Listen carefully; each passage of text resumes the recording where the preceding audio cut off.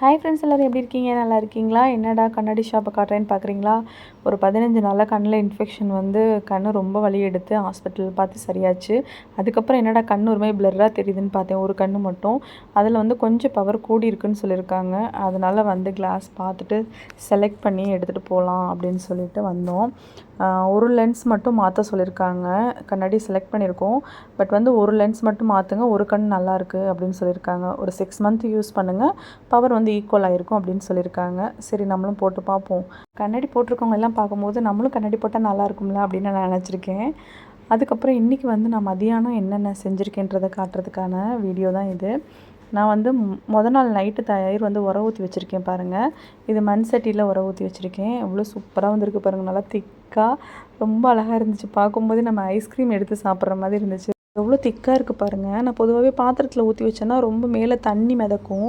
ஆனால் பாருங்கள், இது மண் சட்டியில் ஊற்றி வைக்கும்போது அவ்வளோ திக்காக இருந்துச்சு. பார்க்கவே ரொம்ப நல்லா இருந்துச்சு. பார்த்துட்டே இருக்கலாம் போல் இருந்துச்சு.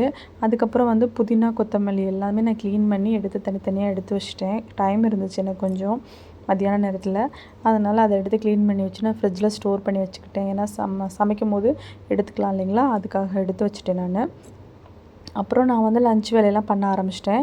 இன்றைக்கி வந்து கத்திரிக்காய் வச்சு ஒரு வறுவல் செய்ய போகிறேன் நான். அதுக்காக கத்திரிக்காவை நான் கட் பண்ணி மசாலா கோட்டிங் கொடுத்து அதை வறுக்க போகிறேன் நான்.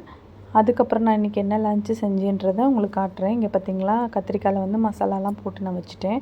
இதை வந்து ஒன்றும் இல்லை, தோசைக்கல்லில் நீங்கள் போட்டு வறுத்துட்டு அப்படியே நீங்கள் சாப்பிட்லாம். ரொம்ப டேஸ்ட்டாக இருக்கும். இந்த ரெசிபி வேணும்னா சொல்லுங்கள், நான் உங்களுக்கு ஷேர் பண்ணுறேன். அன்றைக்கி மதியானம் வந்து தேங்காய் பால் சாதம் செஞ்சேன், பட்டாணி போட்டு. அப்புறம் வந்து கத்திரிக்காய் வறுவல், அதாவது நம்ம ரோஸ்ட் பண்ணுவோம்ல, கத்திரிக்காய் ரோஸ்ட்டுன்னு சொல்லலாம். அப்புறம் காளான் வறுவல்,